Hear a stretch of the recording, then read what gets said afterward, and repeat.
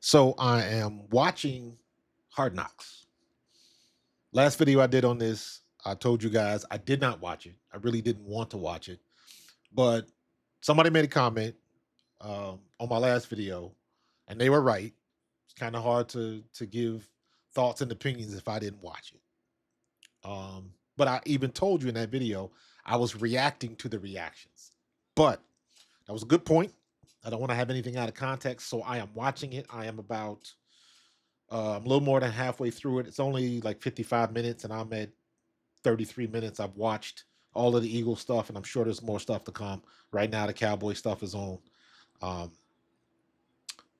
most of the stuff, I haven't seen any. I don't know what I expected, but I'm not surprised at any of this. I haven't learned anything from this. They're not revelations. There's nothing shocking.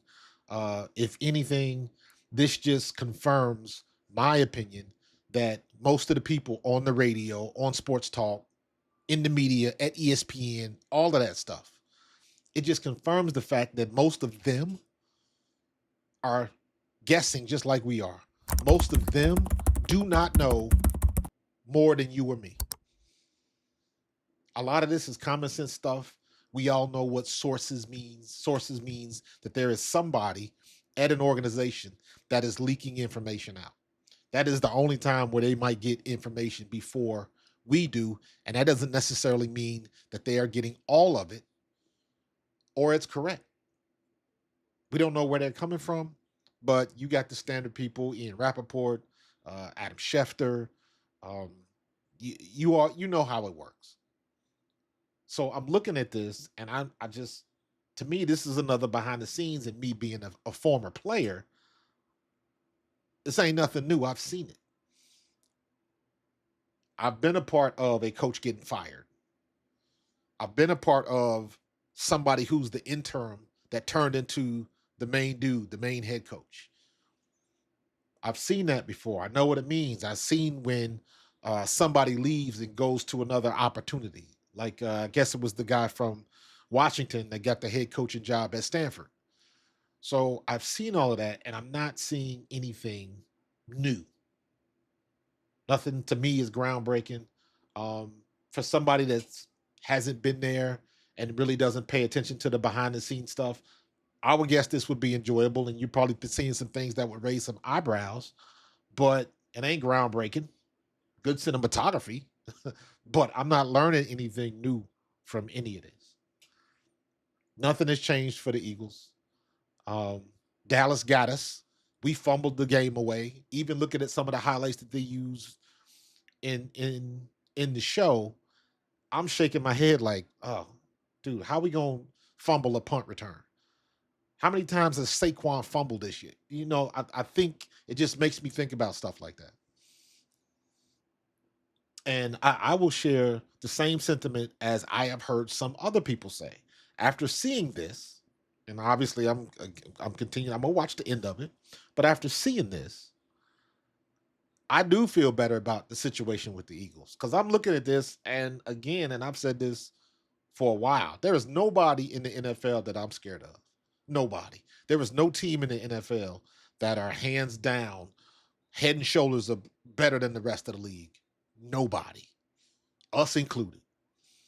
So I'm looking at it from the standpoint of everybody has an opportunity to go far in the playoffs. Of course, now we getting hit with the injury bug and Jalen Carter's messed up, but all these other teams got issues too.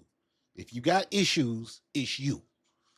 You still got to figure it out and find out what you're going to do next. But right now, what I'm seeing, man, it's all right. So they had cameras everywhere, they had mics everywhere, but you know, uh, didn't nobody let nothing slip. I didn't hear nothing groundbreaking.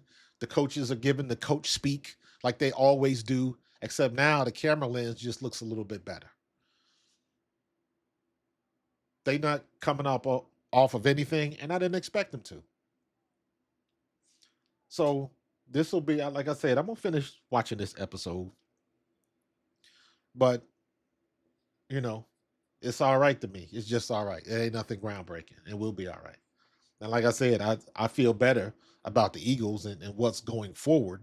Now, if we lose this game on Monday, it might be a different conversation.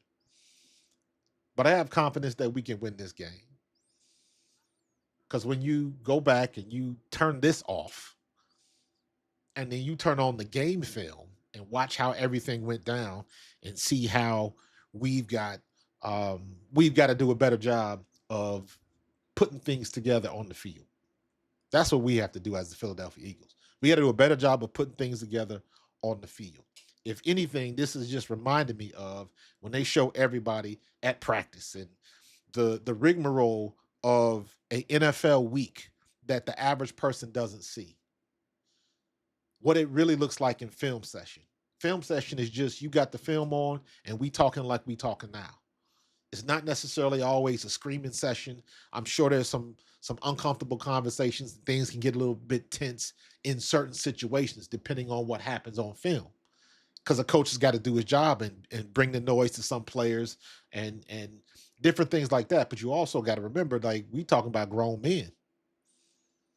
So now I'm looking at it. We in the Thursday night football production meeting. So this is the game in front of Chicago. So it's kind of funny how everything that they do getting prepared for the Chicago game, and then we lose how we lost. And if anything, it's just reminding me, and again, not anything that I didn't already know.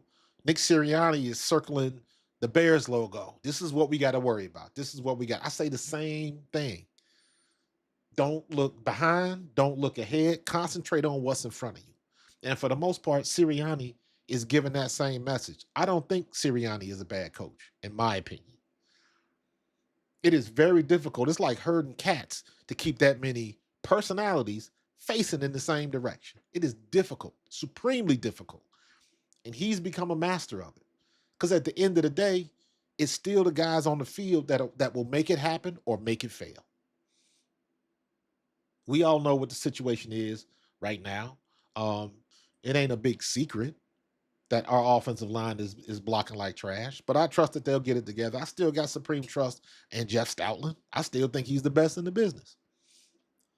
But even him, you think he just forgot how to coach? You think the lessons he told last year have changed and done a 180? Ain't got nothing to do with Stoutland. It's got to do with everybody that lines up on that field and what their main issue is. Individually, you go up and down that field, center, guard, tackle, and then on the other side. What looking at those people individually? How did Jalen Hurts? How did him and Devontae Smith miscommunicate? How did that happen? Because you can see again when you see the rigmarole and the minutia of what they do every day. They talk about this stuff every day. Every day they will go over it in film every day. If you notice, most of the stuff that they do in practice, they in shirt. They're not even in shirts and shoulder pads. They just got on their jerseys because everything at this level, everything is mental. This is not like when I played. When I played, we had shoulder pads on every day. The only day we didn't have pads on was like if we played on a Saturday, it was the Thursday before the game. If it was a home game, Thursday was a walkthrough, Friday was a walkthrough. If it was an away game, Thursday was a walkthrough, Friday was travel. But they don't do anything in practice. So it's all mental reps. It's all clearing the stuff up and trying to get on the same page. That phrase that everybody keeps saying, getting on the same page. That's all they do all week. So when you get to game time and it doesn't happen and it doesn't play out like they've been practicing, I look at it like that's a problem. And everybody wants to put it on Nick Sirianni. Everybody wants to put it on Kevin Patullo. But everybody is involved. That's the one thing Sirianni said. It ain't just one person. It ain't. I'm not gonna blame it on Kevin Patullo. I wish he would do things a little bit differently, but I said the same thing last year, and we took it to the ultimate end. So I haven't learned anything but what I already knew. And at the end of the day, as bad as the Eagles have played the past 2 weeks, we still got just as good as opportunity, if not better, than anybody else in the league. I still stand by what I said. There is no team that is head and shoulders above anybody else. But also, if the Philadelphia Eagles can put it together and play like they know how to play, I don't think there's anybody that can stop us. We just got to get to that point.